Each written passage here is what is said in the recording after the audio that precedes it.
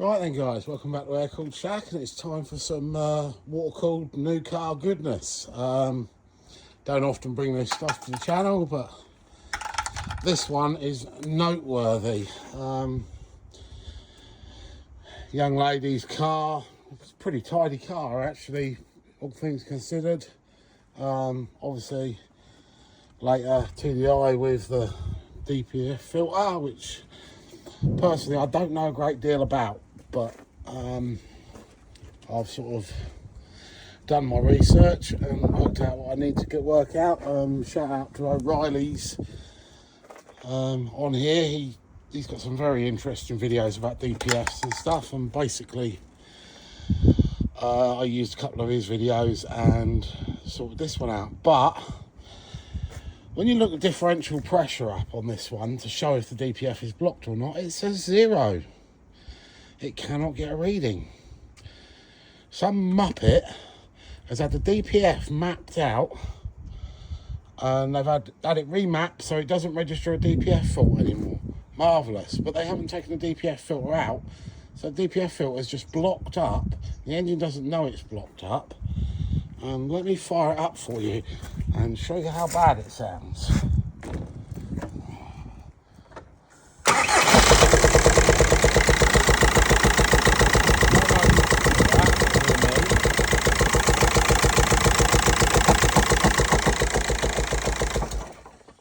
I don't know if you could hear that or me while it was running, but basically if you go down to the back of the exhaust pipe, there's very little fumes coming out because the DPF is so blocked that it's pushing all the fumes back through the intake, making it sound like this thing is absolutely destroyed when it's probably not. If we can, I've got a can of this DPF cleaner. I personally think this one's going to be too far gone for that, but for the money I thought I'll grab one and give it a go. As I say, followed O'Reilly's video and got the pressure. So one of these on this pressure sensor here, can I get it to focus on that? Yeah, one of these on here, there's 2 pipes on it. One is from the front of the DPF and one is from the back of the DPF. And obviously it measures the difference in pressure between the two to determine if the filter's blocked or not. This one is the front of the DPF, so that's where you spray the fluid into. You can normally determine that by using the computer and unplugging a hose and seeing which one's the higher pressure. But in this case, the computer won't read it because it's popped out. So I actually used a little pressure gauge that I use in my smoke testing machine, and just got a pressure reading off the 2 of them. And the higher pressure one obviously is the top of the DPF engine side. That's where you spray the fluid into, so that once it's settled a while, you fire it up and the exhaust gases push it through the filter, cleaning the filter hopefully. I don't think it's going to work on this one, but we shall see. I'm going to let it set for an hour and see if it does anything, if we get the exhaust gas out the back. If we do, I'll do a video because I'm sure a load of this foam is going to come pouring out the back and it's going to look hilarious. But yeah, just a note for you all: if you get your DPF remapped, and I can do this, I provide a mapping service for people if you want to have it done.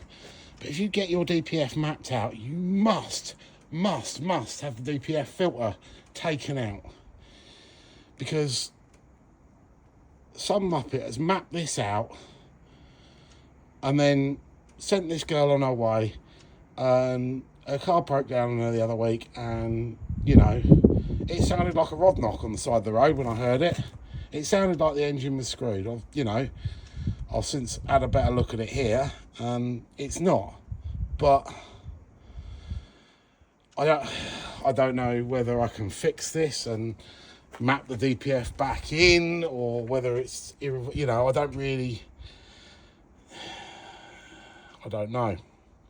All I can say is, guys, these cheap remapping services, you see, and some of them aren't that cheap. I mean, so I'm not going to name the name of the guy who did this, but he's here in Bugle, Cornwall. He's on the main road, and he's mapped this up and taken taken the DPF out of the map and left the bloody filter in it, which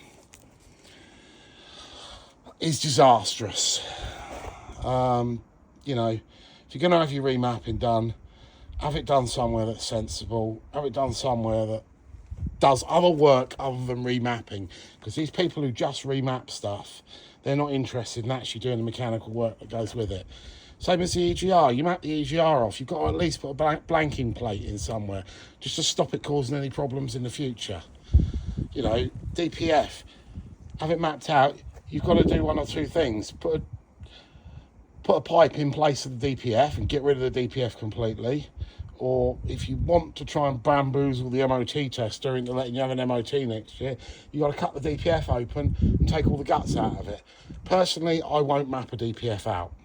It's one of those things I won't do, because it's so much aggro, and you know, you've got the remapping fee plus the cost of me dropping the exhaust down, spending 3 hours chopping your DPF up, taking the filter out of it, welding it back together again, putting it back on. You know, it's going to be a £600-700 job for, actually, if you just look after it properly and do your regens properly, and you know, if it does get bad, when the light comes on, use a can of this cleaner and it'll do it no problem.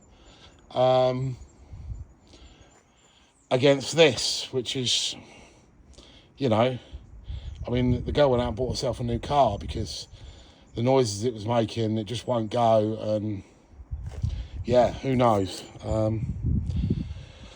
But that's my rant on horrible, useless, take your money remappers. Don't do it, guys. Just don't do it. If you're going to get it remapped by somebody who cares about your car, not somebody who cares about your money, is all I'm going to say. This is beyond Cowboy. This is, you know, this is taking Cowboy to a whole new level, this car. I mean, you know, it's not a bad little car. I know it's old now, but it's dirty, but it's quite tidy. You know, I don't doubt that left to run like this for much longer, it would be a scrap car. It may well still be. We'll find out. But who knows? Who knows? But yeah, certainly, if you're going to get your remap done in Bugle, think twice about it. Obviously, I'll remap your car for you. I'm in Bugle, but you know, I won't map your DPF out and leave your DPF in place. I won't map your EGR out and leave your EGR unblanked. I refuse to do that stuff. It's just stupid. It's a cheap fix to turn a light off on the dash, which actually you don't do. Computers don't fix cars, mechanics fix cars. So yeah, anyway, rant over. If I get any more updates on this, I'll add to this video or do a follow-up video or something. If not, it'll be parted out on Marketplace, which is her current plan. She's asked me to list it for spares and take whatever we get from it to pay the towing ear fee and anything she makes on top, she'll have. But yeah, that's poor remapping. Anyway, positive note, I'm finishing this off later this week. I've got all the parts now to bolt this one back together again and get it back to Andy Coco, which I'm sure he'll be very glad to see it back on the road. I know he can't drive at the moment, but poor bugger, they messed his insulin up, but as soon as it's back on the road, I'm sure Mrs. Coco will drive it around now and then, or if not, he can store it away for the day that he gets his licence back. Right, that's me signing off for now. Any further update on this one, you'll get it. Thank you.